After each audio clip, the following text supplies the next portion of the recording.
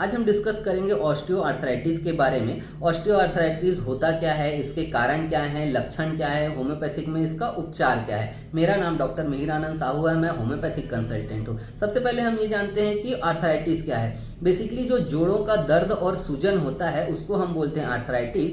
हिंदी में इसी को गठिया या वात रोग भी बोलते हैं। आर्थराइटिस जो है वो बहुत से प्रकार के होते हैं, जिसमें से एक है इसका ऑस्टियोआर्थराइटिस।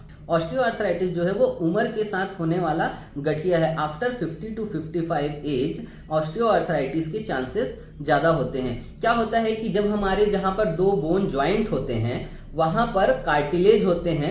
ये कार्टिलेज जो है वो बोन्स को आपस में फ्रिक्शन से बचाने के लिए कुशन का काम करते हैं। जब ये कार्टिलेज किन्हीं कारणों से घिस जाते हैं या डैमेज हो जाते हैं तो वहाँ पर दर्द होने लगता है, सूजन होने लगता है, और घर्षण के कारण में वहाँ पर की जो बोन्स हैं वो नुकीली होके बढ़ने लगती है। इसको हम बोलते हैं ऑस्टियोफाइट्स, जिसके कारण पे दर्द और सूजन ज़्यादा होता है, और इसी को हम बोलते हैं ऑस्टियोआर्थराइटिस। अब हम जानेंगे कि ऑस्टियोआर्थराइटिस के कारण क्या क्या हैं। तो पहला है एज। जैसे जैसे उम्र बढ़ते जाती है वैसे वैसे जो ये कार्टिलेजेस हैं वो कमजोर होने लगते हैं, तो उसके कारण पे वहाँ पे बोन्स हैं वो पास आने लगते हैं और दर्द होने लगता है। दूसरा कारण है इसका ओबेसिटी। बेसिकली क्या होता है, ऑस्टियोआर्थराइटिस जो है वो वेट बियरिंग ज्वाइंट्स पे ज़्यादा देखने को मिलता है, इसलिए ज़्यादा वेट वालों पे ऑस्टियोआर्थराइटिस के चांसेस ज़्यादा होते हैं। तीसरा, अगर हम इसका रीज़न देखें तो अगर ज्वाइंट्स पे कोई इंजुरी हुई है, ट्रॉमा हुआ है, तो उसके कारण पे कार्टिलेज जो है वो डैमेज हो जाते हैं। चौथा कारण अगर हम देखें तो ज्वाइंट्स पे रिपीटेड स्ट्रेस देने की वजह से भी कार्टिलेज डैमेज होते हैं और ऑस्टियोआर्थराइटिस का प्रॉब्लम होता है। एक लास्ट है इसका जेनेटिक फैक्टर, मतलब कि इनहेरिटेंट जीन्स के कारण पे ये एक जनरेशन से दूसरे जनरेशन में भी ट्रांसफर होते हैं, तो उनको भी ऑस्टियोआर्थराइटिस के चांसेस ज़्यादा होते हैं। अब हम जानते हैं कि ऑस्टियोआर्थराइटिस में क्या क्या सिम्टम्स हो सकते हैं। तो पहला रहता है कि जो ऑस्टियोआर्थराइटिस के पेशेंट हैं उनको जोड़ों में बहुत ज़्यादा दर्द रहता है। दूसरा, जोड़ों में जो है वो सूजन रहता है, स्वेलिंग रहता है। तीसरा है जो ज्वाइंट्स की फ्लेक्सिबिलिटी है वो कम हो जाती है, जिसके कारण जो मूवमेंट है वो रेस्ट्रिक्ट होता है।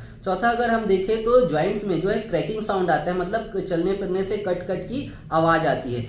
पांचवा, अगर देखें तो स्टीफनेस रहता है, मतलब जोड़ों में अकड़न होने लगती है। जब हम कहीं लंबे समय तक बैठे हैं फिर उठ के जब हम चलते हैं तो अकड़न होता है, सीढ़ी चढ़ने उतरने में परेशानी होती है, तो उस टाइम पे हमको स्टीफनेस महसूस होता है। एक बहुत ही इंपॉर्टेंट चीज़ और ये होता है कि जो ऑस्टियोआर्थराइटिस के पेशेंट हैं उनको हमेशा कैल्शियम का और विटामिन जो डी है उसका टेस्ट कराना चाहिए, क्योंकि जो ऑस्टियोआर्थराइटिस वाले पेशेंट हैं जनरली उनको विटामिन डी और कैल्शियम की कमी होती है, इसलिए उनको टेस्ट कराना चाहिए। विटामिन डी और कैल्शियम के कारण भी जोड़ों का जो दर्द है वो काफ़ी बढ़ता है, इसलिए उनको हमेशा ये टेस्ट करवाना चाहिए। अब हम जानते हैं कि होम्योपैथिक में ऐसी कौन कौन सी दवाइयां हैं जो ऑस्टियोआर्थराइटिस को ठीक करने में मदद करती है। अभी मैं जो आपको ये दवाइयों के नाम बताऊंगा ये आपके जो दर्द है, स्वेलिंग है, उसको तो कम करेंगे ही, लेकिन अगर इसको पूरी तरीके से ठीक करना है, कंप्लीट ठीक करना है, जड़ से ठीक करना है ऑस्टियोआर्थराइटिस को, तो उसके लिए हमको कॉन्स्टिट्यूशनल मेडिसिन की जरूरत होती है, जो एक अच्छे होम्योपैथ के पास जाके आप सलाह करके ले सकते हैं।